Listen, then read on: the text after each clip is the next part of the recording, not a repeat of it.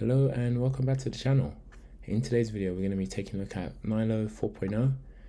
This is currently the latest release as of today, and you can get started by just heading over to nylo.dev and downloading the project. In this video we just kind of showcase some of the highlights, some of the things that I think you'll find most useful in your Nylo projects.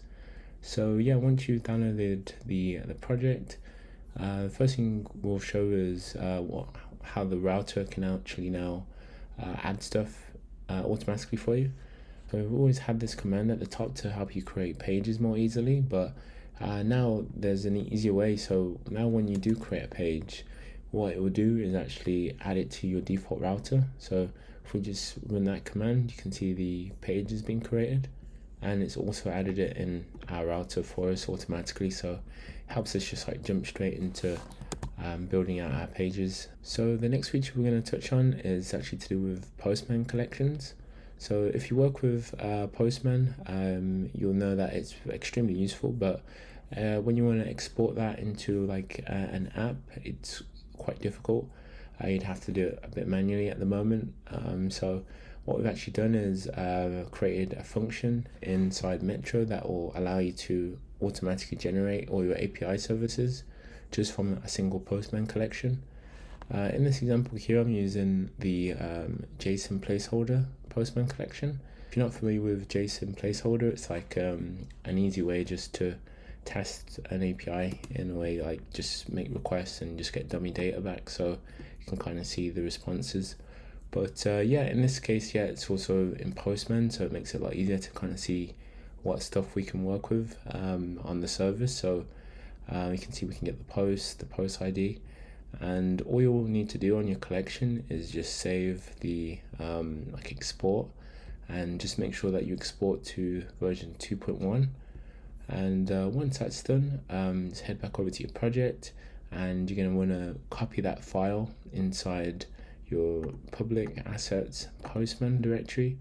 And once you've got your file in the Postman directory, then you can go over to the terminal and run this command. For instance, this part of this argument here, you can kind of name whatever you want. It will just be the name of the API service, but the important part is all here. So this just needs to reference the file. Once you've wrote that out, just run it from the command line, and you'll kind of see that Metro will kind of create a load of stuff for us. And you can see here it's created us some models, and it's also added the API service.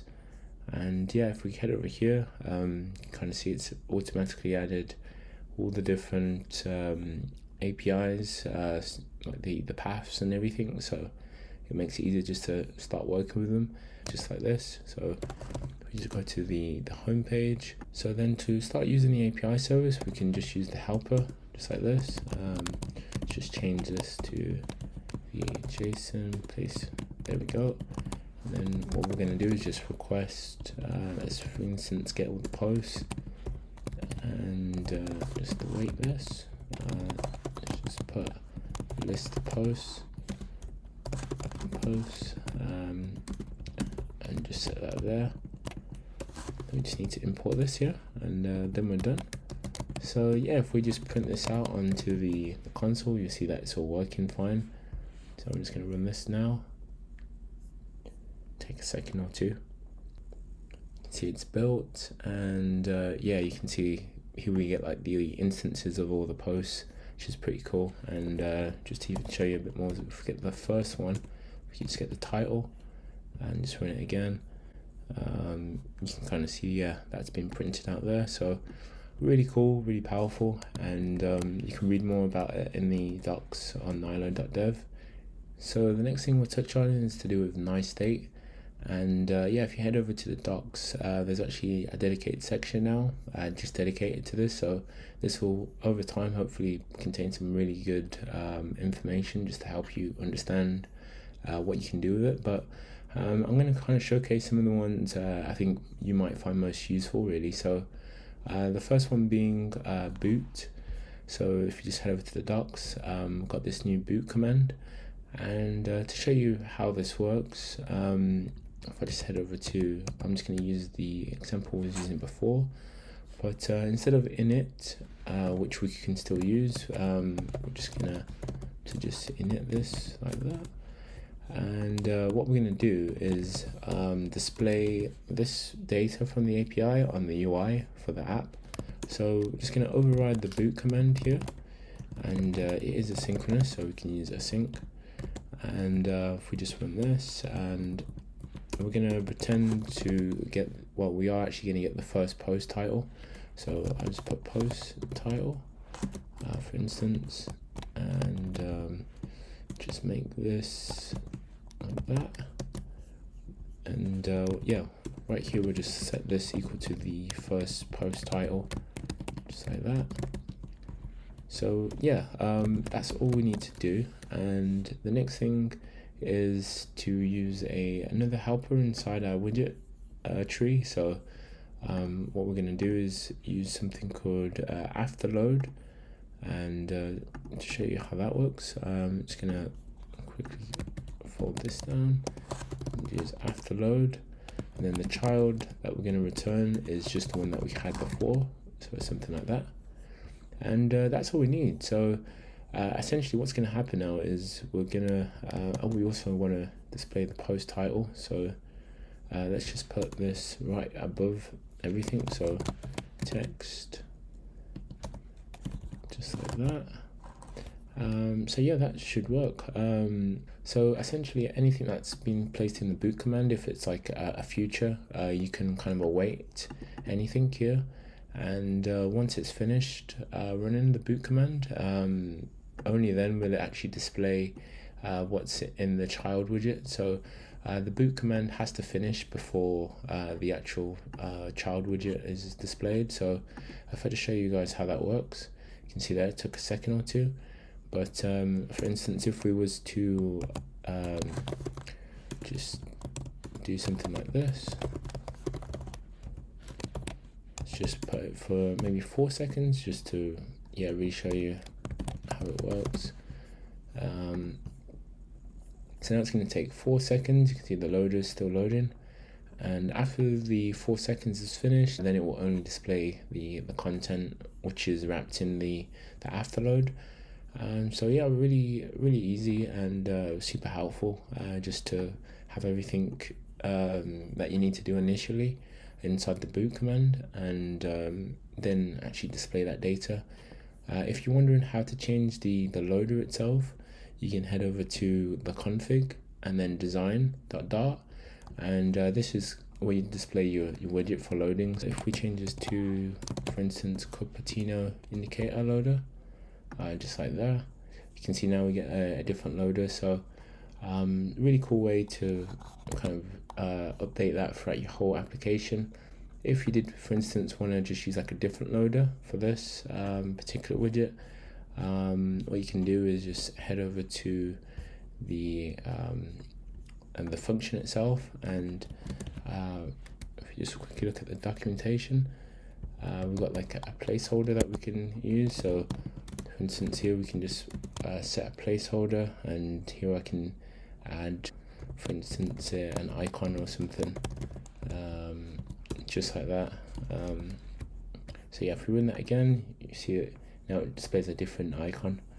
So yeah, really useful. So the next feature we'll touch on is actually to do with nice state again, and it's a function called lock release. And this method is really useful whenever you need to do something just like once and wait for it to finish before allowing the user to press it more times. So in this example here, we've got like a login functionality. Let's just like paste this code here, and you can see in this example we're just pretending to call like an API service here, and just waiting 4 seconds. And in like a traditional method or function, anytime you press that action, it's going to run anything inside this code. But with the lock release, it will actually lock the current state of this function until it finishes, and then allow the user to press it again after it's finished. So in this example, what we'll do is just copy copy this just to help you see how it works. So I'm just gonna remove all this and just show you the widget tree. Looks like we have an error. So import this class. So yeah, if I run this, you see we have like a different UI, and essentially what will happen now is if we just print, just to show you, tapped. If we just put I'm tapped there, and now whenever we click login, you can see if I continue to click login, it's nothing's happening, and now it runs the function, and then it looks like it's finished. So if I tap it again, you can see it's allowed me again, and we've got the loader, but it's preventing the user from calling the method multiple times. It will only execute once until it's finished the original request. So really useful, and you can actually display like a loader, for instance. You can check if the state is locked with the key, which is equal to this. So you can have like multiple. If you had like a login or a sign up button, you can check if that particular widget, if that particular function is locked, and then display a loader or do something in the app. But yeah, that's a lock release, and this is kind of how you can use that. So the last feature I'll show in this video is another one to do with nice state, and this one is called after not null. So essentially it will only display the variable that you want to set after it's not null. And just to kind of show you how that works, so for instance we've got a null value, nullable value here, which can be null, but we only want to display it when it's actually been set and we actually have a value. So essentially here all we need to do is write after not null, then add the variable that we're going to check. So we're going to check if this is not, when this is not null, and then add the child that we want to display when it's not null. So we're just going to display a text widget. So just add username, and we can set it like that. And now what will happen is it will actually display a loader until that variable has been set. So you can see our loader over there. But if for instance, just to show you how this works, we had like a future we had to await on, and then to set the value, say for instance from like an API service, or from maybe like local storage, if we just put maybe like 2 seconds, a 2-second wait, and inside here we'll just set the username equal to just say equal to my name, so just like that, and we'll just do a set state. So yeah, if we run this again, we'll wait about 2 seconds, and you can see the value that's actually been updated there. So again, yeah, really useful one, just to check for, if something's not null, and then to display that value. So hopefully that will help. So that's going to be the last feature I'll showcase for 4.0, but yeah, I hope you enjoyed the video, and if you could please subscribe or like, just to stay tuned with some of the next videos I've got planned for the channel, and I'll see you guys in the next one.